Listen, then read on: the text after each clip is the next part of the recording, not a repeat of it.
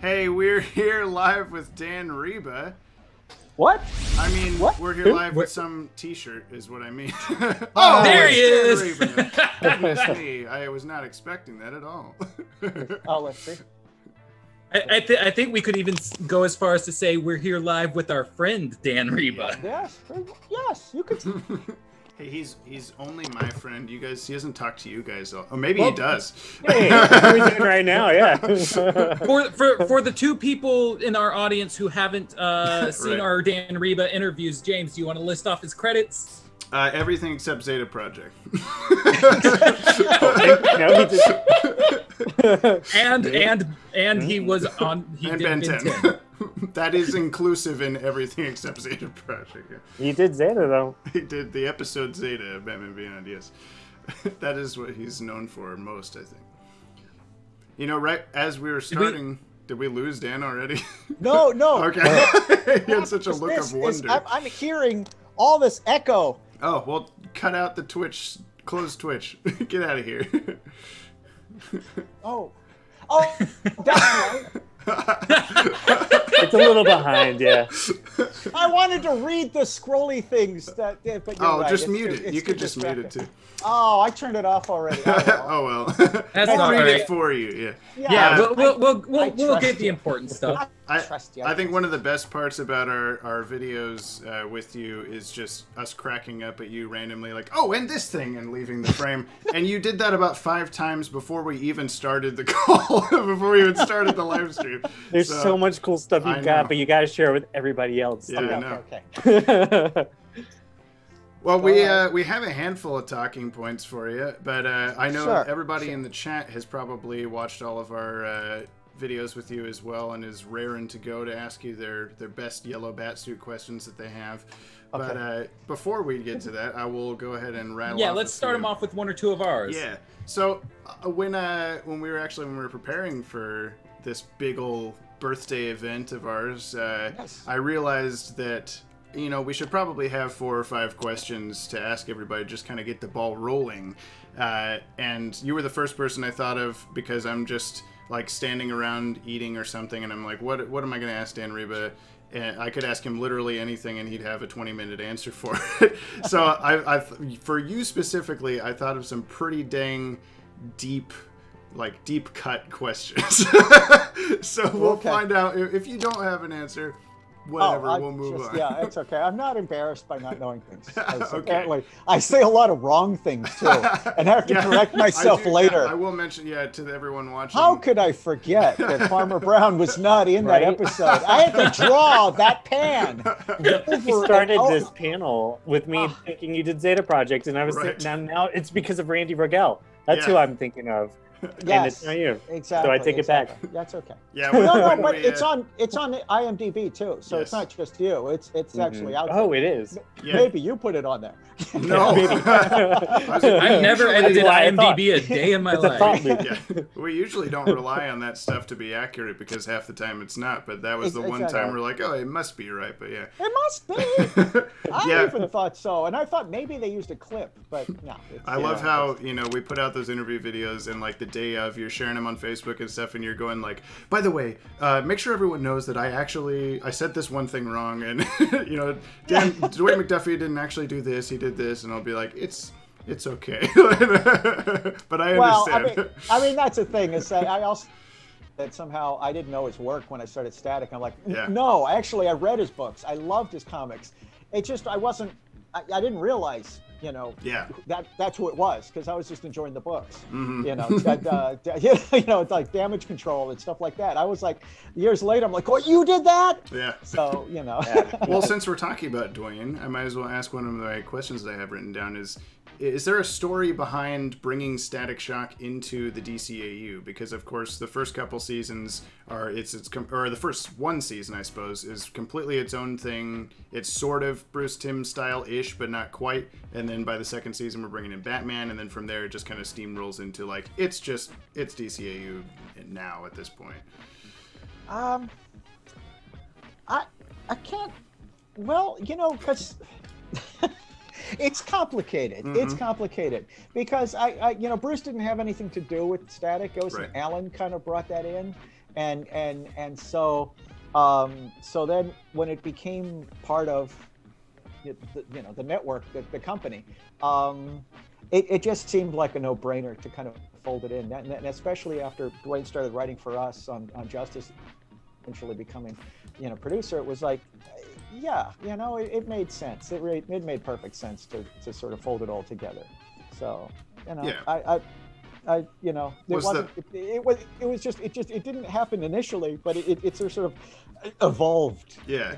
Was the first Batman episode, the first Batman crossover, just kind of, one of those like Scooby-Doo style, like, let's just bring Batman in, and then you're like, well, I guess now it's part of the DCAU and we just go from here. Nice. Okay. Well, there you go. Yes. And then we were like, hey, they've already been together on that show, and let's do it in Justice League, because we're all doing the same thing at the same time, basically. I think it was when Ted's panel earlier, we had what are the top 5 episodes of the DCAU? It was hard. We narrowed down hundreds of episodes to 5 total best episodes, and it was, I was watching, just sitting there going like, how, I don't know how they're gonna do this. What were the answers? I had so many meetings let me pull it up real quick. Snippets. So let me tell it was Heart of Ice, Legacy, Star-Crossed, Static in Africa, Over the Edge. And Over the Edge from the new Batman Adventures. Of course. This was narrowed down 6 different brackets to get to that point. Yeah, absolutely. Which, even then, technically, Star-Crossed is what, 3 episodes? 3 episodes. It's 3 episodes. We were really sad to cut Epilogue and The Man Who Has Everything. Those are 2 episodes that we really wanted to include. 5. I know. You have to prepare.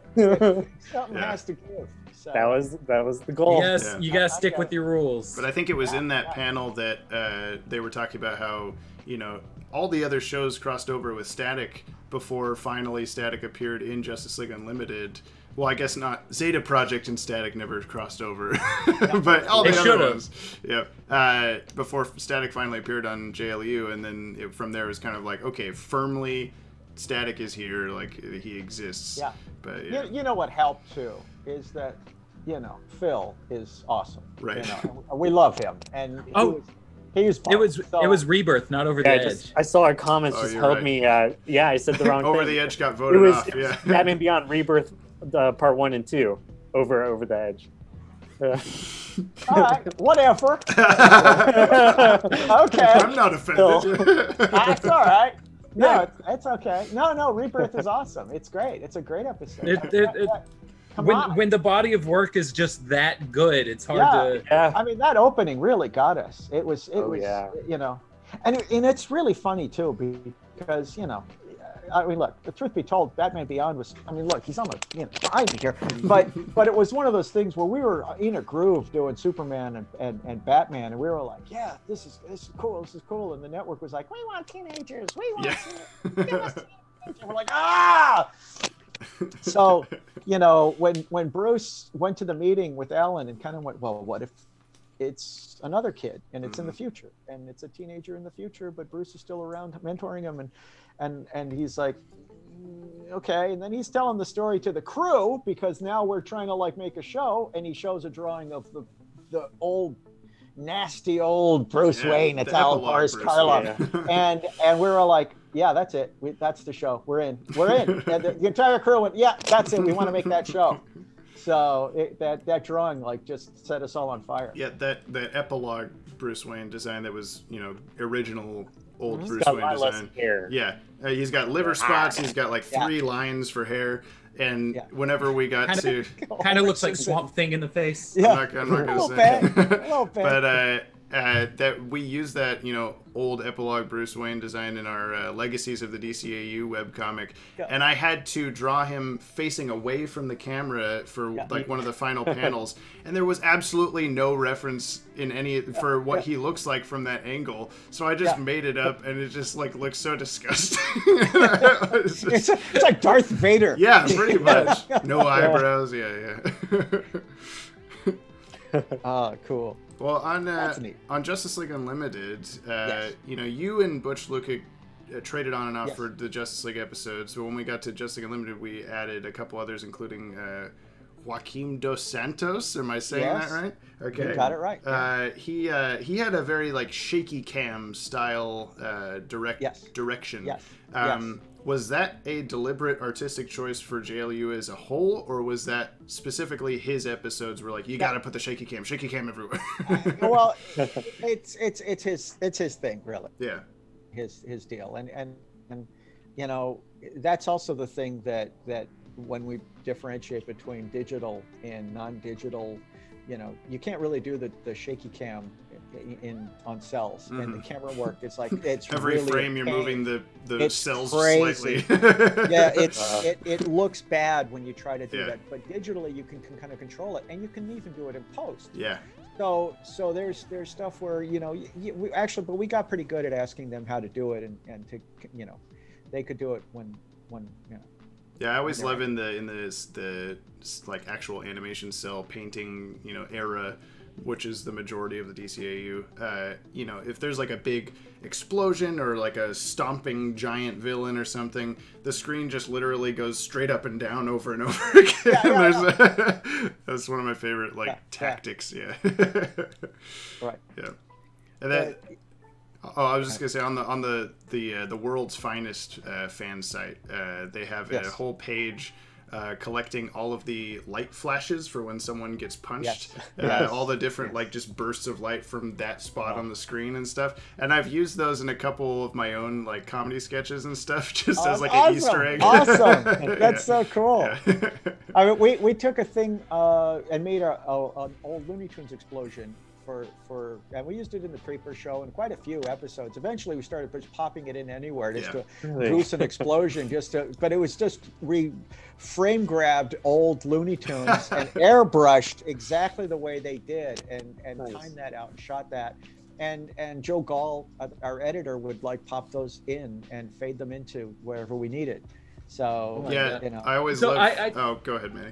Oh, I was gonna say, the last time that like I watched the DCAU like as a whole, right, from start to finish, was with my ex-girlfriend like 3, 4, 5 years back. And one of the things that like we were noticing throughout the whole thing was that's reused explosion footage. That's reused explosion footage, right? Like it got to a point where we were just like, this is the same explosion over and over and over again, and it became a running joke with us. So hearing that like that was from Looney Tunes makes it even funnier. Oh yeah, I mean it isn't literally we recreate. But still, that's the source. Well, that's something I would never notice. Yeah, I love how that, you know, you do that throughout the whole pre-digital era, but once you get to Justice League with the digital stuff, you only have the one Return of the Joker explosion to just keep using over and over again. So that's always good. Yes, it's true. It's true. And the frame rate's different because it was like, you know, more Japanese animation than the show. Yeah, it's always funny. Yeah. I'm gonna. Oh, I was just gonna say I'm gonna intersplice questions that we have with ones from the chat because there's a lot of them flowing in. Yeah. Yeah, they just started going. Yep. Really? oh dear. Let's see. Let's go back to the top here. I know there was a couple up here. You're still pretty upset we voted Epilogue. Yes. Sorry. If I was on that panel, it would have made it through. Yeah, I wanted it to. It was so tricky. Okay, we got one from... many regrets. Controversial. It's controversial. Apparently. We got one from the salesman. I saw his. I thought of a question, he says. Yeah. How much of a timeline did they have imagined off screen? So much seemed to flow naturally. I don't think much until Cadmus. Yep. We did not. We'll figure it out for you. It's okay. Yeah. Except for one thing, and I'll tell you, we were never allowed to, and so you better not crack it either, to figure out Bruce Wayne's actual age. Already did it. Yeah, we haven't. Can't do it. It's you have to like take it back. We gotta go delete those. Isn't it arranged though? Do we? Yeah, we only narrowed it down to like a 3-year possibility gap. So all right, it was like he was born sometime between 1961 to 1963. Yeah. Okay. Because that was the one edict that we had is Batman Beyond. Bruce Wayne cannot die, so we didn't even do it in Epilogue. He cannot die. and we can never say how old he is. So it's funny that was a mandate. Or to find the actual year that Batman Beyond takes place, because that would actually help define. Yeah, I love how that was always a mandate on the show itself, but all the promotional materials were like, we're just going to say it anyway. So, yeah, exactly. But like the first... And then it snuck its way into canon backdoor through Zeta Project. Yeah, exactly. They had I mean, honestly, we did have, going back to Superman, retroactively, we did kind of have an arc of a sort there. But, you know, with you know, continuity. The continuity in terms of how Darkseid is introduced, the Intergang, Mannheim, Dan Turpin's death. He was actually supposed to come back, but we decided not to because it was going to mess everything up if we did. But that last episode, he was supposed to be found in the minds of we were talking working, about that every other time you see the Omega beams go, the person doesn't actually die, they just go to the pit or whatever. They go to the pit. And that was how we got away with it, because the network's like, you can't really kill him. Well, he's not dead. We brought it, you know. And then we didn't, because we gave him a funeral, and we gave him we gave him not only just a funeral, we gave him Jack Kirby's funeral. So it's like, no, this is like, we have to honor this. If there's any way for Jack Kirby, the Jack Kirby analog in your universe to die, it's by Darkseid. So exactly. So you know, it was. There was different footage in that episode of the funeral. Actually, is that right? Yes. Yeah. Okay. Is that archived? And do you have the VHS of that? Because we can't find it anywhere. I don't know. So it's a version with all the Marvel characters, like the Fantastic Four. They were there in the background. You know, here's the. Oh no! Did we lose Dan? I think he went to the Marvel universe. I got. Here's the. Let's see. Dan, come back. Yeah, Dan, come back to us. You can blame it all on me. There he is. Welcome back. Right. Okay. Are you still running Windows 98? Yes. You know, not everything in your house has to be stuck in the 90s. No, not everything. It's all good. It was a good decade. It was. We're stuck in the 90s. The apocalypse of 2020. Yes. Pretty much. Near, I hope. Oh, no. Near. I hope. So this is as close to a near apocalypse we've ever gotten. Yes. I think we left off at Ted was asking about the Marvel characters in the VHS. Yes. What happened was, as far as I know, I mean, there might have been an edict later on, but that shot, actually, the pan was really bad. It was actually badly timed initially, and then we created a new pan to kind of like make it look a little smoother. And ended up like some of the faces got covered up, and it didn't, you know, because we were in it too. It was like ours, you know, we were there, and it was like, you know, Stan was there. I shouldn't say. Lots of people were there. We've got there was a magazine that had like storyboards of it, and it marked Stan. Yeah. You know, you're not saying anything that's not already out there. I even included that Stan Lee design in the Legacies issue. Yeah. I mean, it's like, you know, and the reason was that Stan was at Jack's funeral, and that was also another thing that we kind of like. Let's make things nice. Let's make sure that, you know, he's acknowledged too, because, you know, he was very, very nice to have gone to Jack's funeral. So, you know, because that's, you know, we were there, we went there as a group. We kind of so. Now we got a question from Andrew Cazzini. He wants to know about if there was actually ever a Teen Titans Justice League crossover plan, because we've heard rumors that there was going to be, and then it didn't ever work out, so he crossed over with the Justice League, or Static and Justice League crossed over instead of Teen Titans and Justice League. But I don't know if you know anything about that. Maybe this is a sore spot. I don't know. I will say that we were just in a Twitter conversation the other day with one of the artists from the Teen Titans show, and they were saying that yes, this was planned. Yes. I think they said Mad Mod was going to come to Justice League, and was it Darkseid was going to go to Teen Titans, I think, or something like that. I don't know if that's jogging any memories or anything of that. Maybe you would know anything, but not. I heard about Mad Mod, yes, but I knew, but I don't remember, you know, but I used to hang out with those guys on Teen Titans, and so. Yeah, there's a great Tim Levins drawing of them all like kind of jumping at each other, fighting and stuff. And it's kind of like the closest we've ever gotten to seeing something like that. I used to have that printed out and taped to my childhood bedroom door. Wow.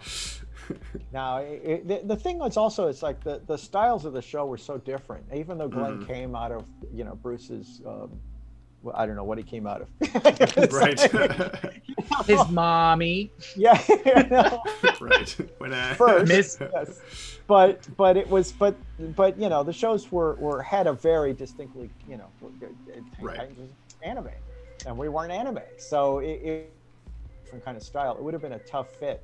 Whereas Static was like, well, it's kind of more in a similar vein, so it fits better. We would have had to redesign them significantly to fit in there, and then it wouldn't have been the same. So what's the point if you're gonna redo it? One of the earliest videos we did on the channel, we brought Maddie on for the first time back in like late 2016, and it was just a off-the-cuff discussion of just off the top of our heads of like, would Teen Titans work in the DCAU timeline? You know, how could they ever be part of the same universe and stuff? And we came to a pretty solid conclusion in that, just based off of like pure memory of the show, of just like, nah, it doesn't really work.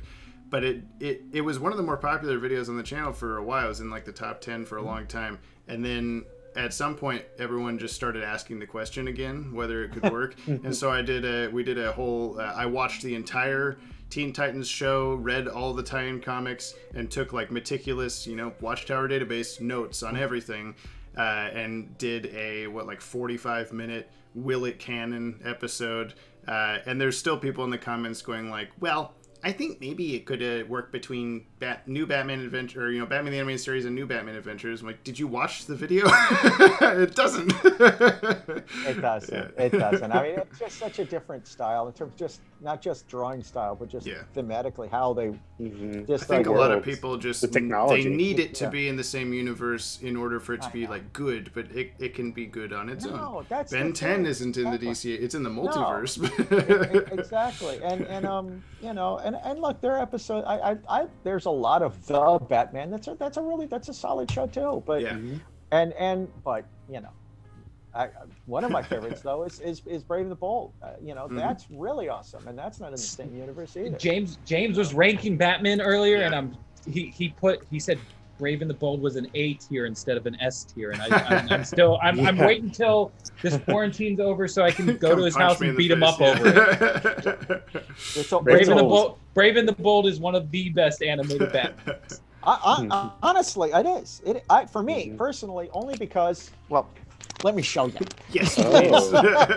You gotta love when Dan says, "Let me show you," and then goes off camera. Oh, what is this? Got a bat book. This my brother made this when the old Batman series was on, right before, actually, in anticipation. So this is and nice. This was this prize thing that he made, and I was 5 years old when that series premiered. So look at that. Look at how much we. Wait, love. You were 5 years old when Batman the Brave and the Bold? No, yes. And honestly, you've aged pretty shittily. Yeah, I know I have. It's like a reverse Lazarus pit. It's like a reverse Lazarus pit. We had to turn your hair red, not white. So this I had this prized possession. It's like Batman was like everything to me when I was a child. So that was, you know. And was that like around the? And that is what Brave and the Bold. You know, was that like the spraying stuff? It is the spraying stuff. And I loved that. I was so, you know, when those videos came out of the new, you know, Adam West and that board stuff that James Tucker did. Yeah. It was like, oh my gosh, I was so happy because they finally flew around in a whirly bat, which would have been my dream. I wanted to see Adam West and Burt Ward flying around in a whirly bat. Hey, you got to do it in Ultimatum for that one shot. Yeah. That's right. Which I think was intended to be an action figure that never happened. So. The thing is, Bruce never liked the whirly bed, so he wouldn't let us do it. He's like, no, it's a dumb looking thing. It's just a chair with a thing and a thing. Oh, come on. It's got to look cool. And by the time it always looked too cool, it stopped being the thing. You had to do it once. And even Brave and the Bold, actually, James had to kind of soup it up to make a toy. Yeah. But in that, Return of the Cape Crusader, they did the literal thing, the stupid chair with the fat. Yeah. It's so dumb, but it's like my 5-year-old mind was like, yes, of course, that's how he would fly. I would love to sit in that. Yeah. Yes. All right, so this question has come up a few times. I actually put it on my list last second, but it's come up now in the chat also. We, as part of our research for a lot of our videos, we've been digging up old quotes from people's blogs and stuff that has been like archived, like it's no longer actually on the internet anymore. And a lot of that stuff has come from Dwayne McDuffie's old message boards. Where he had just a ton of awesome either behind the scenes stuff or like, I always thought this thing, and we're like, oh my god, we'll make a whole video off of that kind of stuff. And one of those is that in Secret Origins, he considered Wonder Woman to be canonically 18 years old. And I don't know if that was something floating around. I know that you say don't tell how old Batman is, but was there anything floating around the offices of like age-wise for her? Because obviously, you would think that she's been around for maybe hundreds, thousands of years or something, but at heart, whether she was 18 or just whatever. In terms of how, 18, 18 in what country, right. But she is as new to society as she is innocent and young, in that sense, naive as an 18-year-old who thinks they know the world, but they don't know the world. That first scene with her and Hippolyta on the beach in Secret Origins, I always liken to The Little Mermaid. It always feels very Little Mermaid-y. Similar. She's just like brand new. I don't know what's going on. I'm just a little girl or whatever. Which I think The Little Mermaid is like 16 or 15. What is a dingle hopper? Yeah. A fish out of water. Yeah. Exactly. And that was the thing with that character that was really cool, that we got to play that aspect of her. And yet she's the princess and she's a warrior and she's strong and she's powerful, and yet she has that side that doesn't want. I think what this question ends up coming up a lot in our comment section on our videos, because we did a whole video about, is the Batman Batgirl relationship actually gross, or is it fine? Because a lot of people are weirded out by that. And we bring up at one point, like Batgirl, Barbara Gordon, she's a consenting adult. She's like 22 by the time of New Batman Adventures. Everything's fine. And she's not her ex-boyfriend's property. Yeah, it's all good. She's her own person. And then we find this Dwayne McDuffie quote that Wonder Woman's like 6 years younger than Batgirl or whatever. Yeah, but I think he just means, because she's like an immortal, It's like, it's not like her mother just made her out of clay 16 years or 18 years ago. I don't think. No, this is supposed to be. I don't. Maybe I don't know. Concept comes up more often now because of the recent Wonder Woman being coming into man's world of World War I, like she did in the movie. Right. Yeah. And how that kind of was during the Golden Age, but when the Justice League cartoon went to air, it was a lot more like the George Perez series in the late 80s, early 90s, where she was brand new to man's world back then as well. So it was fitting with the character. Yeah. My take. No, that works. Yeah. We've got another one from Dank Necrofear. They ask, what influenced the decision in Epilogue for Terry to propose to Dana? A lot of people, including myself, felt that Melanie was a better choice for him as a character, and we were disappointed with how the relationship ended. What's your thoughts on the Dana Melanie? Wow. Dana deserved better. #. We asked Will Friedle this last year too. Yeah, we got his answer. But Yeah. Honestly, really? I'm surprised that by the future polyamory is just not normalized. Right. He could have had both. We also put Max in there too as a third option. I know. We kind of like wanted to make sure I guess, just because he's got data, we just didn't want to make him into a creep. Just like, it's like Betty Veronica. McGinnis in the harem of women. Yeah, and the Melanie thing was a fluke. It was like, it's like Friends. He was on a break, Was he? Did we ever figure that out? Well, she did kind of, sort of break up with him. So he's all mopey because his girlfriend broke up with him. And so we were on a break. Yeah, exactly. So, it's there's that. I don't think Melanie was meant to be, even though the poor girl was. Yeah, sure. I don't. We got Lego Kernot, I think is how I'm saying this. After Darkseid seemingly got blown up in Twilight, was introducing characters like G. Gordon Godfrey and Brimstone in the JLU pilot, meant to hint that Darkseid would eventually return. No. Well, the Brimstone's a very different character. Yeah, he's not actually Brimstone. Did we get any kind of confirmation that in DCAU lore that G. Gordon Godfrey was like? No, I don't think so. Because I don't think I made that connection until Young Justice. He's just typically that way in the comics, but he's not. Yeah, I don't know if it was supposed to be literally Godfrey.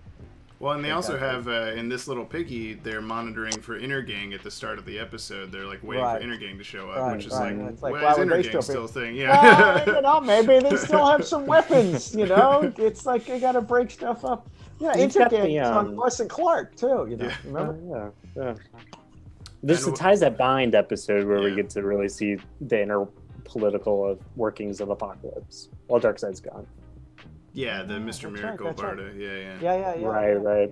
Right. Conspiracy Buff is wondering, was the Hawk Girl spy subplot an idea from the beginning, and is that why we don't have any Hawk Girl focused episodes besides Starcrossed? You would want to know. You wish you could know the answers. I give all props to this is Paul Evans actually was the one who didn't specifically say Hawk Girl, but he said you need to have why don't you have something mix up some thread where somebody is a traitor. And so we kind of looked at the group and went, well, no one, Martian Manhunter won't really, it can't be Wonder Woman, it can't be Batman, it can't be Superman, certainly can't be Green Lantern. Can't be the Flash. It can't be the Flash. Guess it has to be Hawk Girl. It has to be Hawk Girl. And then we were like, okay. And so when the series was being developed, we knew, but nobody knew.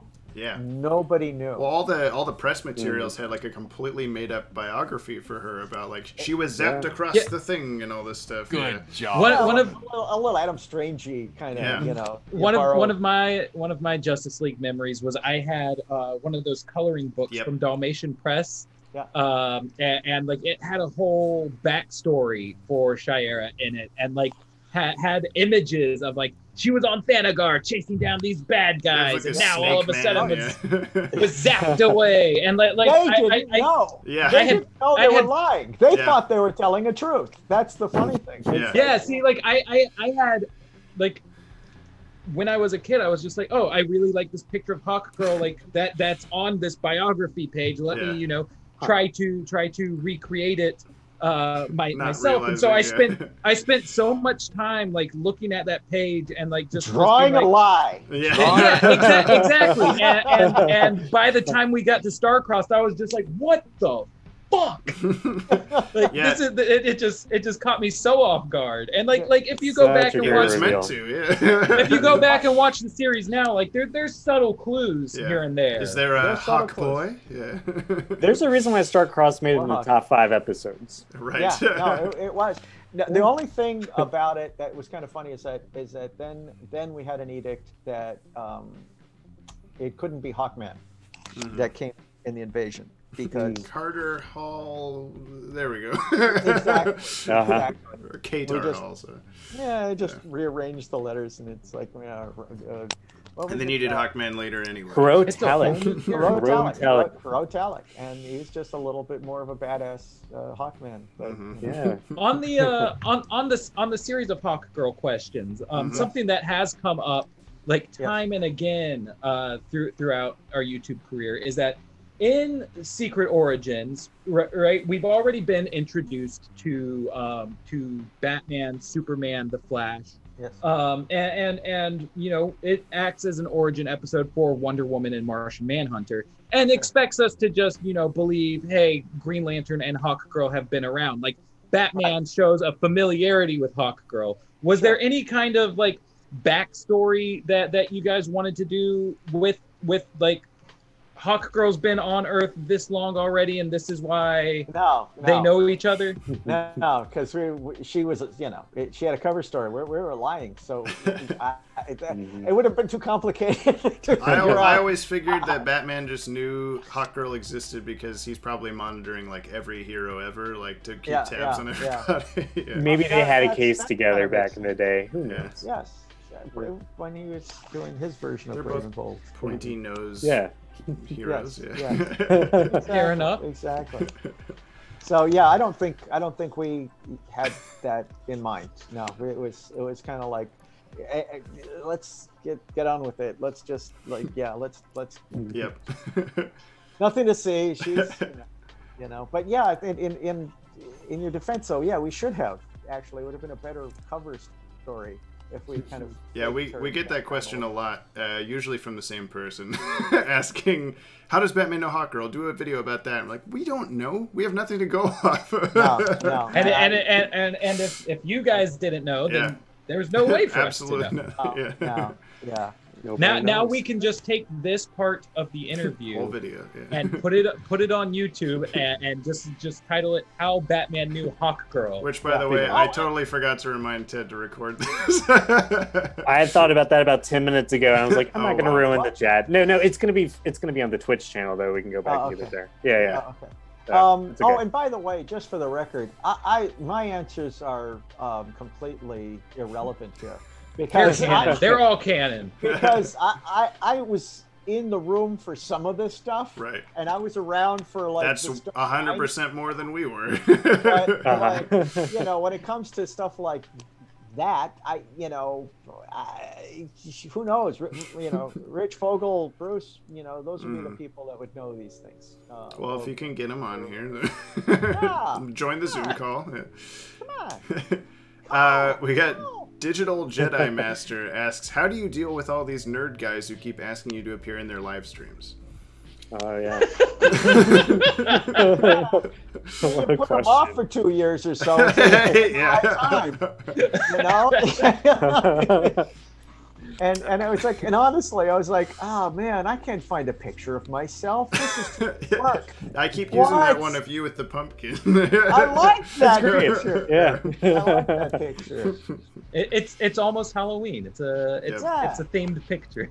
We got Phantom Epitaph asked, were there any awesome original characters you guys created but never got to show? I'm thinking kind of like Galatea, that kind of stuff that right. Heroic. Yeah. I mean, that never got to show. Well, I guess like, you know, one of my questions later was based on the Black Canary character design is based off of the like prostitute from New Batman Adventures, and how I might have a better example. There's a rumor that the Batman Beyond was supposed to have an episode involving the son of Superman and Lashina on Apocalypse from his time during Legacy. Do you know anything about that potential plot? No. Answer all never heard 5 of of these questions. I don't know why. Yeah, I don't know where we first heard that rumor, but there have been people saying that was a confirmed thing, and I've never seen the confirmation of it anywhere. Just people saying, no, this is real, this is true. It's an interesting idea, like a Superman Beyond being a child. Yeah, no, that's kind of cool, and it's a bit of fan fiction, and it'd be like a Kryptonian, half apocalyptic Mr. Miracle, because obviously he'd have to turn good, you know, but he'd be a bad boy. He'd have been disciplined, you know. Your mom / Sheena going to school with Granny. Yeah, that's a time. Well, with the Black Canary hooker, was there any other member of the Justice League or any other character that you end up reusing a character design for from an older thing that you can remember? I mean, wait, you got it backwards. What do you mean? That hooker was he was making fun of Black Canary, so right? But then then it was reused for Black Canary. But then he tweaked it. Yeah, I know. I mean, it's not exactly, but it's. I mean, it's funny because we also Betty Page in Robin's Reckoning. We had her show up. Okay. And a couple of characters. Also a prostitute. Yeah, you know, what can you say? Gotham. It's a dark city, you know. Yeah. Dark Deco City. Yeah. What else? Gosh, we had a couple of those on a bus that Ronnie Del Carmen drew based on Love and Rockets. That you may have caught. We reused them a couple of times and changed the hair color, but then we realized, no, you know, we can't do this. We have to. Are these the two girls? Meg and Hopi from Love and Rockets. Okay, I think I know what you're talking about. They show up in a handful of episodes. Yeah, but you're not hearing it from me. It's not right. You know, I'm not saying anything. I don't work there anymore. I don't know if James is going in any particular order for these, but one just caught my eye from the chat. From Danny Buckle. He's asking, were there any Batman or Superman villains or other general characters that you guys wanted to include but got shut down by Bruce Timm for them being too silly?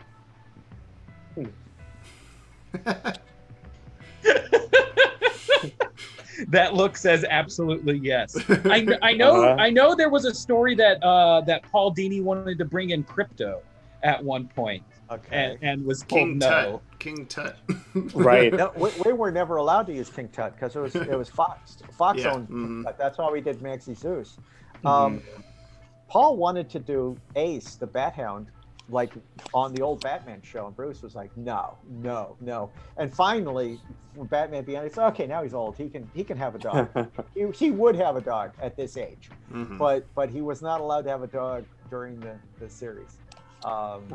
And so yeah, that was part of that. And the other thing, and it's not silly, so that's not a thing. And there are things that were shot down, like you know, Sandman.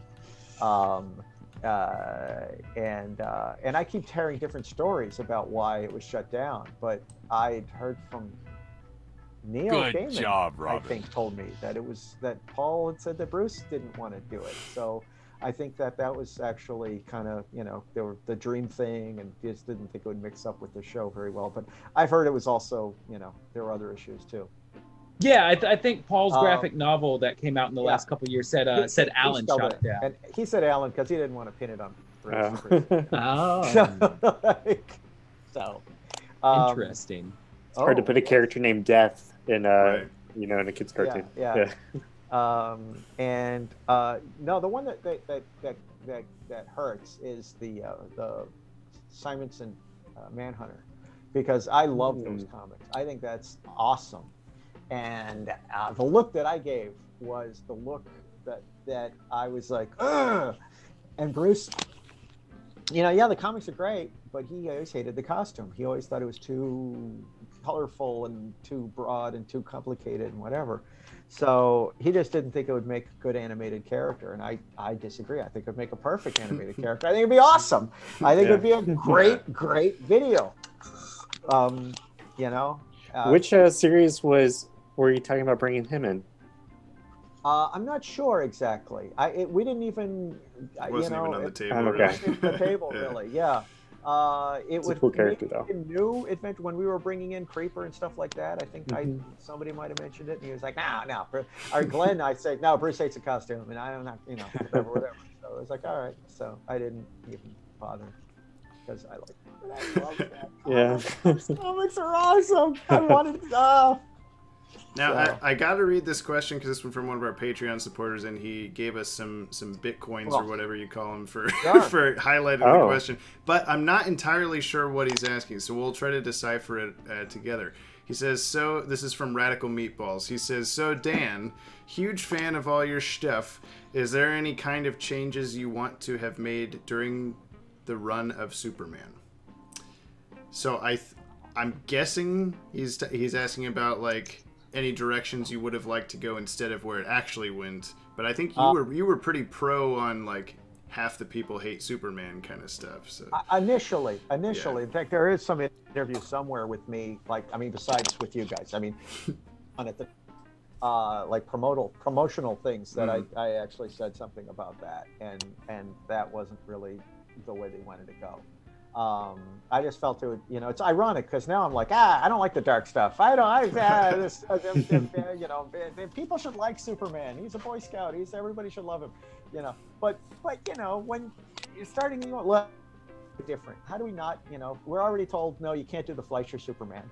We're told that we can't, So we're like, well, how do you make it more realistic? And you're like, well, people would fear him. In a real world, it would be like this wonderful thing that some people would love and some people would be afraid of. So that was kind of like I wanted to have a mix of reactions. I think it was the Cyborg, the $6 Million Man pilot has people really scared of him. And I thought that was really cool. I actually, that always stuck with me. It's like that's kind of neat that this hero who's doing, it's more realistic than just look up in the sky from everybody. Exactly. And so, but even the Superman on the radio was like trying to keep hidden in the beginning, and the cops are kind of after him. In the very beginning, he's, the whole idea of his secret identity. It's like he's in the dark. He doesn't, Then he has to save a plane or something. He's like, I guess I'll do this forever. You guys adapted stuff like for The Man Who Has Everything almost entirely directly. Were there any comics that you would have liked to turn into episodes in that same sort of like almost panel for panel fashion that you didn't get the chance to do? Think of at least 6. Besides the Manhunter story for Batman,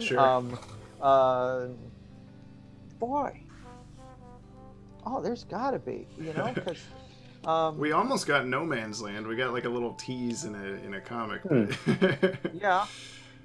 got, and it's funny because, gosh, oh boy, that's a good question. I wish I had a good answer.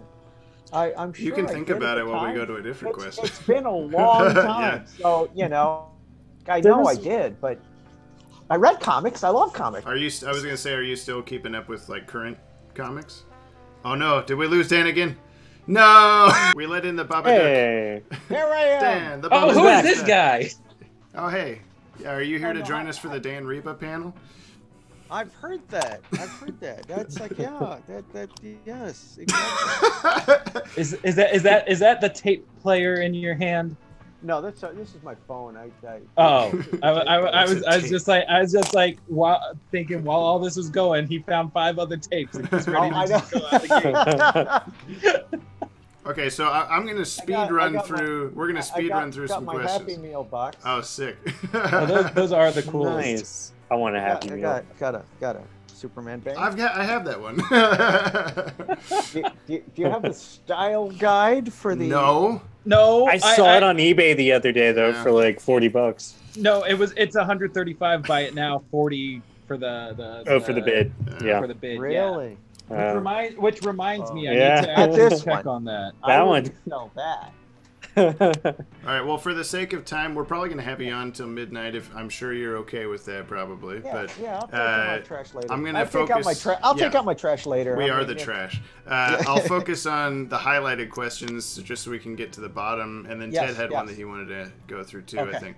And if there's a Ben 10 question, drop it in there. So Blaze Wolf 891 says, so one of the episodes, Justice League Unlimited, Once and Future Thing Part 2, how did the Jokers destroy the Justice League, and what made you kill off Terry? Why did you do this, Dan? Yeah, you personally killed Terry McGinnis. Wait. In which episode is this? Once and Future Thing. The one with the corrupted timeline, the Chronos. Yeah, well, one that you didn't work on. Yeah. So when you get Joaquin Dos Santos in here, there you go. then he can answer. Wrong director. I didn't do that one. I only did the Western one. If you were going to write a story about the 5 Jokers killing the entire Justice League, how would they do it? Although I guess technically there's like 2,000 Jokers splinted into 42 different groups or whatever he said. I know. I'm sorry. I don't have an answer. Okay. Sorry. Next question. Let's see. Go to the I got to follow up right before you cut out. Right before you. We were talking about famous comics that you might want to have done for an episode. A different way to think about it. What are some comics that have come out since working on the shows? Stuff like maybe The Court of Owls or Blackest Night, like that era of DC that might have made for a good episode if they had been source material. Right. Yeah. Boy, I was working on other stuff. I know. Focus on. It's always how it goes. I was buying other things so my goodness. Dan says, read new comics. What do I look like? An adult child? I have some. I just don't buy them. They're expensive. I didn't get freebies like everybody else at Warner's, and when I get they would come into the office, so it was easier to keep current. I buy stuff, but it's like I have too much stuff. That's okay. Well, we got a question about the Justice Lords. Yeah. So at the end of the episode, they get depowered and sent back to their dimension in theory, or put in jail somewhere. Right. The Phantom Zone. Yeah. The only time we ever see them past that is in the Batman Beyond comics that came out around 2013 or so, which are like just barely not DCAU. Like they're based on it, but they don't quite work. And in that, they bring in like Damian Wayne. Yeah. So in those comics, they have some of them. Yeah. So they have in those comics they have the Justice Lords eventually kind of naturally regain their powers just by existing, and went to war with each other. Lord Superman killed Lord Batman, and they got married to our Wonder Woman, the Prime Universe Wonder Woman, all this stuff. It's complicated. Yeah, if you had gotten the chance to write more Justice Lords or direct more Justice Lords, whatever, do anything with the Justice Lords, where would you have taken them? Because I personally feel like they're more powerful story-wise as like that one big linchpin to the Cadmus stuff, and then bringing them back as the Brainiac, duplicates is just like a slap in the face to the other guys. So. Well, it's kind of like bringing back Dan Turpin. Once you have the funeral, it's kind of a thing. So I think they're a better catalyst for stuff. It's like kind of like Doomsday functions really well because he's the guy that Superman gave a lobotomy to. Yeah. And it's like, wait a second, that's not right, So basically, you probably would have left him as is. I kind of would have. I mean, they're really, really cool, but it's the dark timeline. I don't want the darker timeline to win. Right. Do you know if? And honestly, they're more powerful because they don't hold back. Yeah. So, Superman lives in a world of cardboard, but sure Justice does. Lord Yeah. Superman exactly. doesn't give a fuck that He it's does cardboard. not recycle. They made the Justice Exactly. Lords. I think Yeah. Grant Morrison decided it in the mainstream comics. It's designated Earth 51 of the 52 worlds. So it's kind of fun to see it pop up sometimes. Like Wow, you'll see that's Justice cool. Lord Superman in the background of like Yeah. a multiverse But, crowd well, scene. I mean, ultimately, I think they would win. So I mean, Yeah. thank goodness Lex was there. With his Deus Ex Machina gun. Right? because yeah, they would have no Yeah. compunction with That gun, See, actually, the design my- for that. Oh, go ahead, Manny. Oh, I was gonna say, my way that I would have handled the Justice Lords is that they all go back, and there's no reason that they should get their powers back, except Batman never had powers, and Superman gets his powers from the sun, so that's gonna come back. But everyone else is off the table, and Batman and Superman just fight each other for the rest of the time. And Zack Snyder is in control. I And wanna it see- makes- exactly. and it makes sense now. That's Yeah. exactly it. That's That exactly BVS it. takes place in the Justice Lords universe, confirmed. It kind of. Somebody did want your take It on kinda is. Batman versus Superman in the comments. So, what was your take on the movie? As nicely as possible. No, I have good friends that worked on it, and so I am going to be. And Zack Snyder is a very, very nice man. He is very, very nice. And his crews love him. So my comment is, it's not my thing, but there's a lot of it that I do like. I do respect a lot of the stuff and choices in it. I think Epilogue is great. There's a lot of cool stuff in it. It's funny because I think their Lex Luthor would have made a better Savannah. That's my beef with Shazam. As much as I love that movie, is the darkness of Savannah is like so unpleasant to me. He is the wickedest scientist. He's the maddest. He's the quintessential mad scientist. He's wicked. He's the chemist from Batman the Right. Animated Series. That's right. I love that character. Yeah. As you can see, I try to drag him in, even if it wasn't really him. And It is him. Yeah. and so, but I think Mark Zuckerberg. Oh wait, Mark Strong. No, the Lex Jesse yes, Eisenberg. Jesse Eisenberg. Yeah. I think Jesse Eisenberg would played have made a better Mark Zuckerberg. Savannah. Yeah. Would have made a better Savannah. And I mean, They should just swap. and I do like his. I actually kind of think his quirky, stammery Lex is an interesting character, but and an original take on it. But I think, it's they should have swapped. Mark Strong could play everybody. He was Sinestro also. He was a great Sinestro. Yeah. Great Sinestro. That was the Cast best him part as of that everyone. movie. You could be the entire Legion of Doom. You could play Yeah. Cheetah. I don't care. Taika Waititi was great too. Have Mark Strong as every Suicide Squad member in the new Suicide Everybody. Squad. Yeah. Everybody. He can be what's the guy that duplicates himself in Multiplex. yes. He's a Firestorm Yes. villain. Are you talking Johnny Morrow from Static Right. Shock? Yeah, exactly. Okay, we Neil have Patrick Harris. we have Luminous we have from a Superman. question from the Third Nibbles. He says, how did you deal with those embargoes in JLU, like Aquaman and Bat characters? Scott Rummel's Aquaman was awful to not have anymore. I feel like you've mentioned before, maybe we even asked you about this on the interview, it might have got cut, I don't remember, where you had talked about, just like with, the Robin's Reckoning swinging rope and stuff like that, how these embargoes kind of led to better stories because you had to work around the limitations that they gave you. But that was what I took Pretty away much from that's that. what I said, and I'll still stand by that for the most part. But it's like, we like Aquaman. It would have been fun to have more Aquaman. And the thing about it, that particular embargo, was right when we kind of like, we really need Black Manta. Yeah.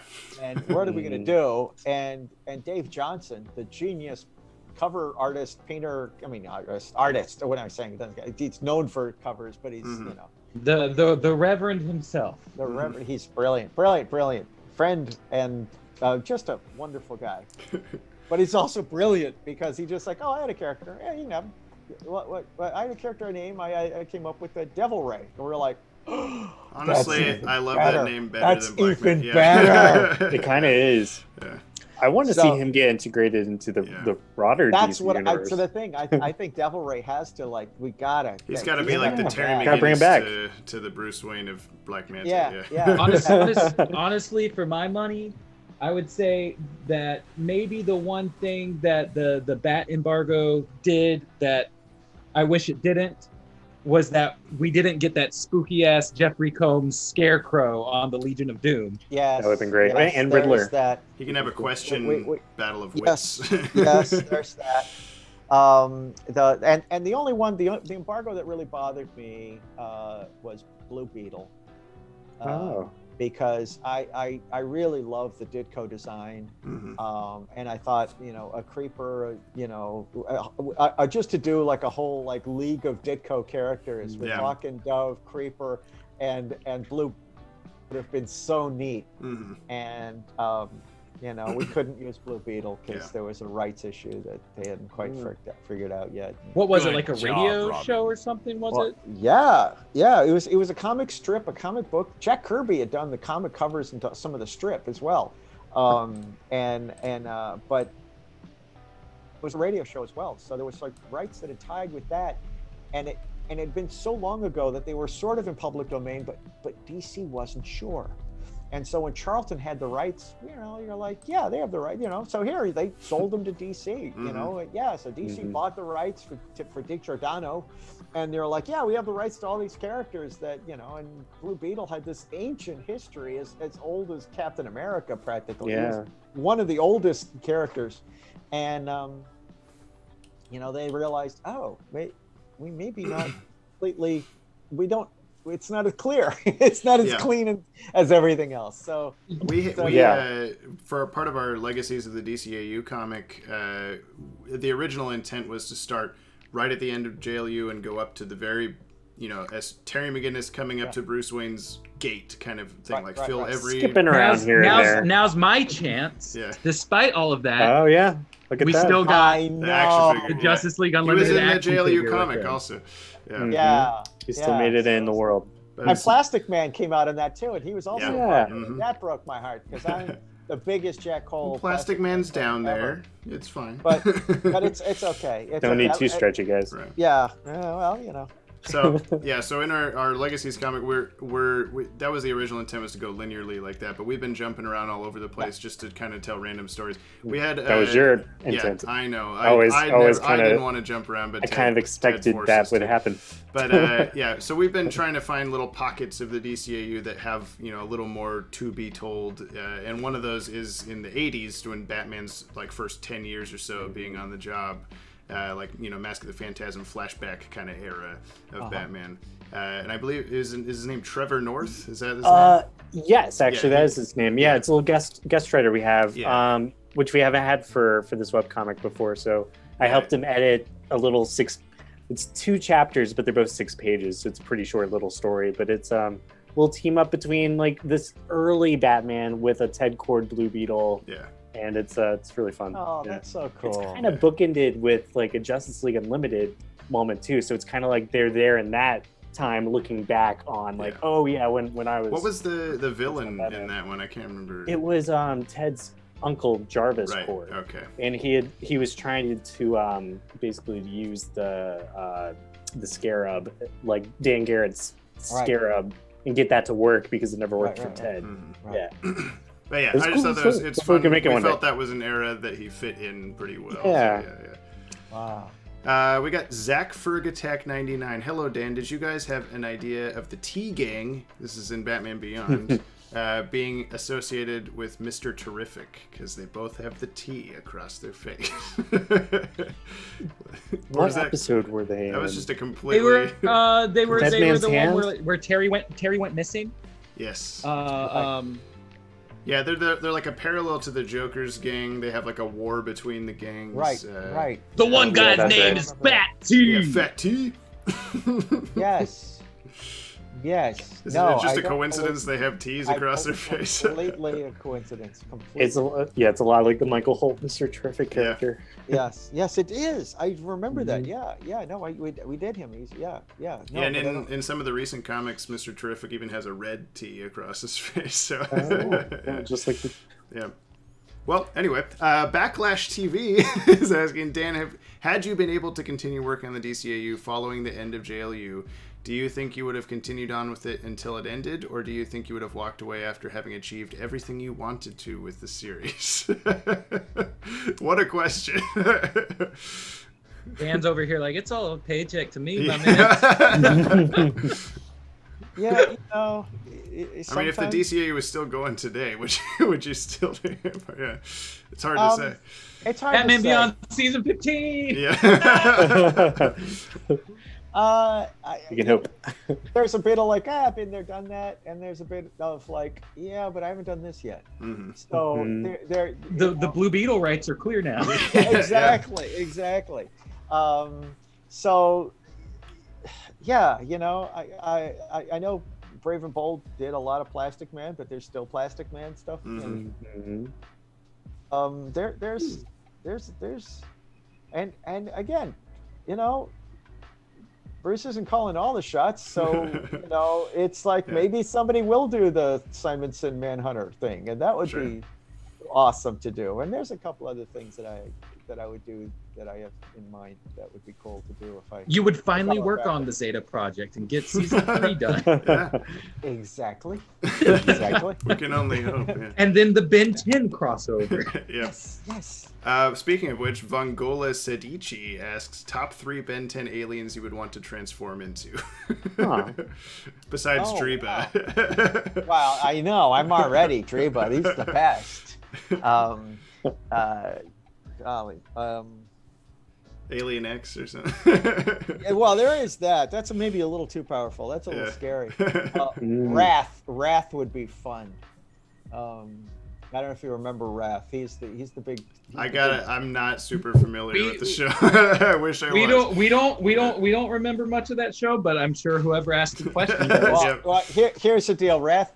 I mean, he said 5, and I'm like, well, there's 1. I really. Yeah. I like the Accelerate is really cool looking, and he's kind of neat. He's the super speed guy, but Wrath is like the most fun. And I did his episode, the one that introduced him, and it was John DiMaggio, and he's playing him like a wrestler. He's like this big, scary, tiger-looking guy. He's a tiger-looking guy. He's like, I'm telling you, Ben Dennison, blah blah blah, and he tells by their first and last names, and he's always screaming at the top of his lungs, and I'll tell you something. He's always telling people something. I like those little spikes coming out of his hands. Yeah, and he's got little spikes coming out of his hands. It reminds me of Spike my from internet X-Men Evolution. Connection is unstable. Hey. I see this. Oh. Am I still on? Yeah, you're here. Yes. You're still here, yes. All right. We're the unstable ones. Okay. But yeah, that probably, I don't know, top 5 too, and guy with 4 arms, sure, guy. Oh, is that the red one with the 4 arms or whatever? Yeah, he was cool. I think his official name is Red One with 4 arms. He's 4 arms. I believe he's 4 arms. It was fun. Okay, good answer. I like them all. Crimson Tie asks, what was your best contribution to the DCAU in your mind, and what was the worst decision you ever saw? Wow. Just call out your teammates online. Oh, no. Oh, my goodness. Just don't name names. I'm not going to answer that. Probably something I did that messed up. And my best contribution. The apostrophe in Riddler's. Oh, yeah. You weren't supposed to bring that up. No, it's okay. It's okay. But I'm telling you, though, if anybody out there has a VHS tape that they taped off the air with the correct, because Warner Archives doesn't understand that we actually did it and fixed it. It's out there. But it's like now it's it'll never see the light of day. Yeah, we can put some filters on it and plug it back into the Blu-ray. Tell you what, just let us know what jobs at Warner Bros. We need to apply for, and then let us use you as a reference, and we will get it done the next print through. We'll get that apostrophe. I don't think you'll be finding it. Hashtag do it for the apostrophe. Release the apostrophe cut. That's it. Riddler's Reform apostrophe cut 4-hour mini series coming to HBO Max. But the reality, what that means though, are other retakes that are missing as well. That's the thing that Warner Archives didn't understand, is that we actually, put retakes in these later cuts that didn't make it, like in the Superman, the Dan Turpin's funeral. That stuff was like we fixed it. That'll be really funny, actually, if for some reason, when Superman gets a Blu-ray, that'll be really funny if they just plugged in all the Marvel characters and then like, oh, what? This isn't what it's supposed to be? Well, no, we burned those as soon as it was aired. they got to be close to making an announcement about that Blu-ray. Actually. Yeah. So that announcement was a hoax then. Yes. Okay. Yes. Right. So what happened was someone had posted something saying that it happened at Fandome. Right. And I thought, there are so many panels at Fandome. I don't know which one. Right. But like this, I'm seeing like a Blu-ray collector with 10,000 followers and a Rotten Tomatoes verified critic and a Blu-ray news site all saying this happened at Fandome. So, okay. and then I just scrolled back a little bit further until I found the first person who posted and went to their page and saw that they had posted a year earlier that same exact artwork saying, I made this mock-up.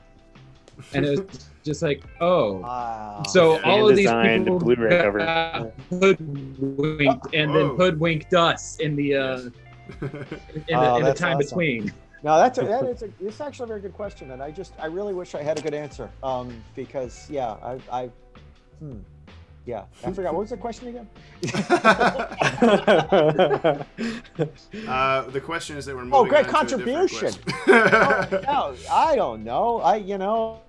I think telling Paul Dini to Bruce over the edge, and also the Wonder Woman Batman kiss that was going to thrown out. That's probably outside of like my thing about having Man-Bat's wings, and I mean there are other little things. Obviously, I didn't. It wasn't just the Dr. Fate effect. The Dr. Fate effect and the Superman smear and. You just did so much good stuff. Like, how do you pick between all of your children? That's it. So. Especially when all of your children technically come together to form a bigger children. Yeah, exactly. Yes. Well, I'm sorry to the people in the chat that I'm skipping a lot of questions, but we only have a few minutes left, and I wanted to get to some of the ones. Talk fast. Yes. I'm going to ask you 2 more questions. And then if you have any goodies you wanted to share with the people at home, we can get to that as soon as that's done. Okay. So let's see. One Kickman, why was the future version of Ben so different in Ultimate Alien? Or did you have any Ultimate Alien input? And this is a question I can't elaborate on because I don't know what they're talking about. Okay. All right, let's see. I know that Glenn wanted to change stuff a lot as stuff went on, and so I don't know exactly. I think we just want to mix stuff up from the older show and create a more literal science-based world that Ben, but then when Omniverse came along, then they kind of like wanted to go back and create a version that was like, because some of it was very well, it sold toys, it did really well, but in Europe they liked the 10-year-old Ben. They didn't like Ben 10 is basically the same as what's that other guy with like the watch full of superpowers? Dial H for Hero. Yeah. Was that? I'm sure that was intentional. my lips are sealed. Okay. I can't tell you these things.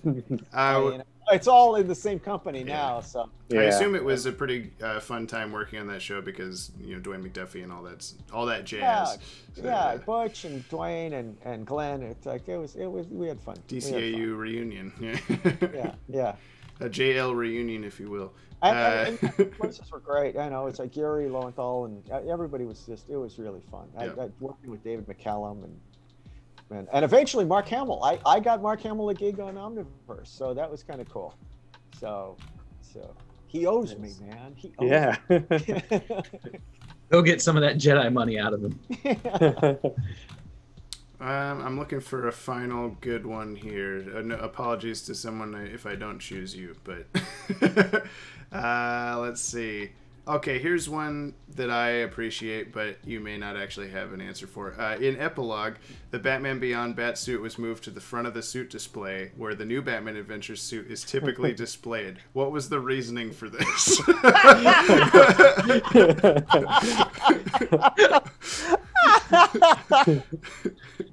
Why did he replace the suit? And also, Terry is currently wearing that suit while he walks past it. So what the hell is going on, Dan?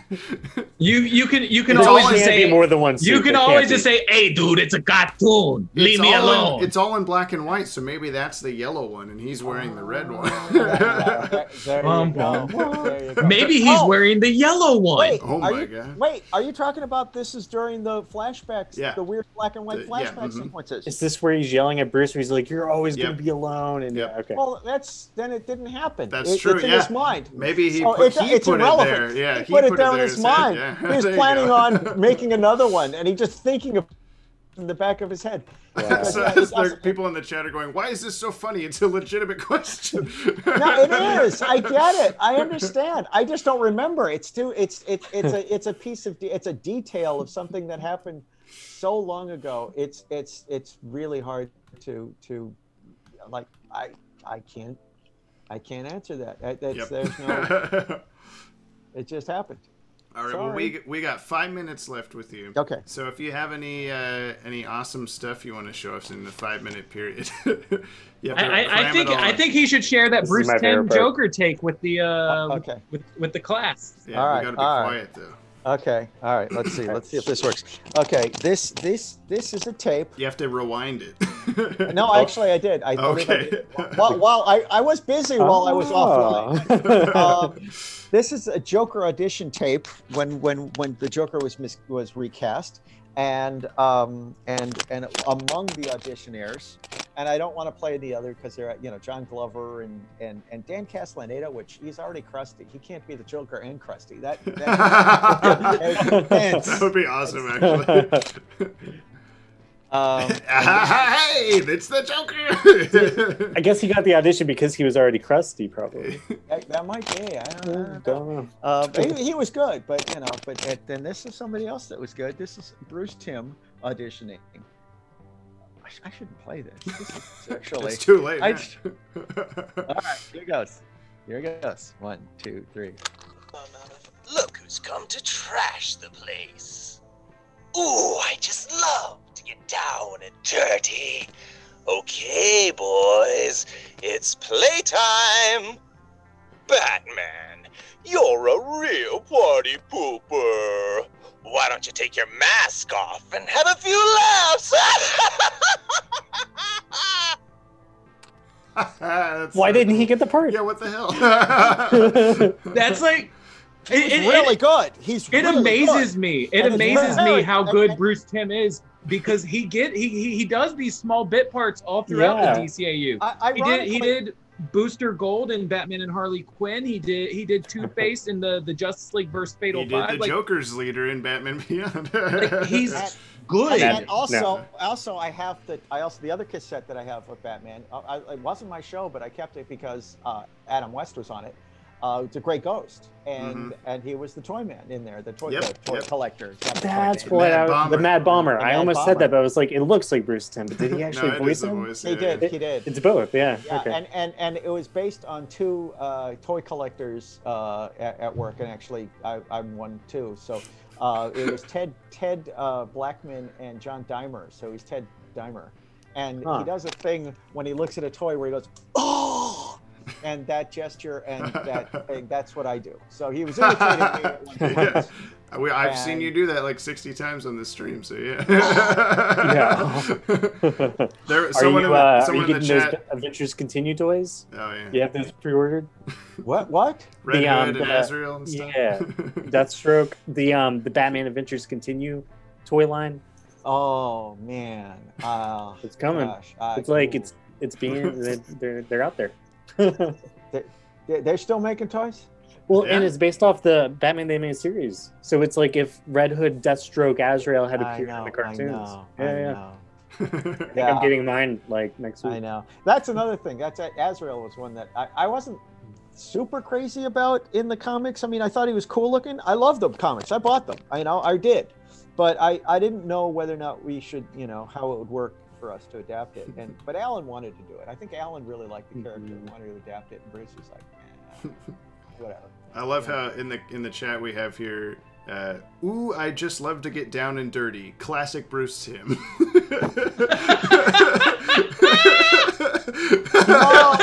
a nice guy. What have I done? Yep, I think that's probably the end of the stream. I'm gonna be. I just look. You know what? I had to share. He's not gonna be. Yes. You're not gonna interview him. It's like, thank you. It's like he's not gonna. He doesn't do this stuff. He just does stuff. And he does stuff at conventions. So I'm like, that's awesome to hear. I hope we can hear the rest of the tape someday too. That would be at great. some point. Yes, maybe between. I feel weird because actors do these things and they don't. I don't know if they would like to have their auditions out there officially. I don't know if but if Bruce Timm, it falls off a truck. Well, I know him. He can come after me. He can come after me. It's like. And he kind of said a lot of those lines were really similar to the Batman Beyond Joker that he played. Yeah. Almost maybe even the Who same. Who do you think you're talking to? Well, it is based specifically on the ADR. It was supposed to be ADR for the Tim Curry stuff for that episode. So it's that's probably why I recognize the line. Yeah. I'll just punch some air holes. I'd always love to hear the Nigel Thornberry Joker someday, but maybe that tape is lost to time. Do you know who did one was Harlan Ellison. He did one, but he did, I believe, the earlier version, like when they were casting for Tim, when Tim Curry, because I don't have that tape. Yeah, I thought I did, but I don't have it. Nope. And Ben Vereen also. Ben 10, you say, auditioned for the Joker. That's it. Well, that was Dan, strong. Yeah, Dan, it's been awesome having you on again. I look forward to talking to you on Facebook every day, like we have been. Okay. And thank you everybody for chiming in the chat with some awesome questions. I know that Dan's a guy that we could probably have on here for the full 24 hours, and we would still not say everything. So but there's he's more looking to show. for one final thing. Yeah, we got some. He's time. looking for 5 final things. What are you talking about? Good job, Robin. Yeah, I got a million things, but at least I got this thing my brother Claudio gave me when I was a kid. I wanted to share. And here's Farmer Brown. And Farmer oh my God! Please! Oh my God! Oh my God! Oh, that's so cool. Okay, what will it take for me to actually get the originals of those from? Like got some zeros. How much money do I need to give you? He says those are already Xeroxes. There are Xeroxes. I don't have the originals, but I do have some originals. Wait. If oh my God, I would. You got 30 seconds, Dan. Show us the stuff, quick. I wish he would have kept Farmer Brown and Kathy. You already know that my favorite episode is Critters. So if you happen to have any original Critters art, I will do whatever I need to do to get them. All of your unemployment money will go toward it. I will pretend that I'm the proto Black Canary. Oh wow. Let's see. This is a page from a Darwin Cook from the Creeper. You can see him creeping along here in the distance. We just it was like that we consolidated some action and it wasn't necessary anymore. And I said this to you last time you were on, but legitimately once this is all Imperium done, Soldier. Once this is all done and over with, and people can be around each other, I want to come to your house and scan all of this stuff. I will digitally back it all up for you. Dan, did you have a name? Did you have a name for that little alien guy just now from the Justice League? Did he have an official name? Just the Alien Soldier? Sorry. Oh no! Oh my god! Oh my god! Oh, the Oh my pig. god! And this is a thing that eventually I will. You know, my buddy Ko Tongham, who we just saw his portfolio at Cal Arts, and we loved his work. He designed the preliminary designs for all of these weird Kirby aliens, mutants, the critters. So here's like a. Oh my god! Oh man, that's a lot of bull. That's his from Hawaii. Because it was amazing, and he was thousands and thousands. You got the goat? Is the goat in there? I don't have the goat. That's a. Oh my god. 4 minutes. Nice. I think that one's in Batman Animated. This one? Yeah. Nice. To the Betty Page version? I don't think so. I haven't seen that specific one. We've seen like something close to that, but I don't think we've seen that specific one. Yeah. This is bam. Oh yeah, it's a Kyle Rayner drawing. Oh yeah, wow. Yeah, except it doesn't look enough like Gil King. Oh, speaking of, there's Ted Dimer. There he is. Nice. There he is. And here is what we sent to TMS after the Clayface episode, the animation. So Bruce did a thing with Bruce, Kevin Altieri, and Eric Redon. Yep. And that's all the clay. That Eric caricature is spot on. That looks exactly like him. Yeah. Is it clay or is it refried beans or is it officially? Yeah. Oh, but there's more. Oh my gosh, there's more. I've got more. I know. But you got a whole room. Oh yeah, you were showing me these Zod and Ursa. Yep. Yeah, and there's Lois Lane. Just flash them all at one frame at a time. Do you got any more critters? Where are the critters at? I don't know if I have any more critters. You got the Farmer Brown truck? Yeah. I don't. Wait. Do I have that? No. I think I might have I might have a storyboard panel somewhere with that. You know, the Darwin Cook storyboard panel that came from. Yeah.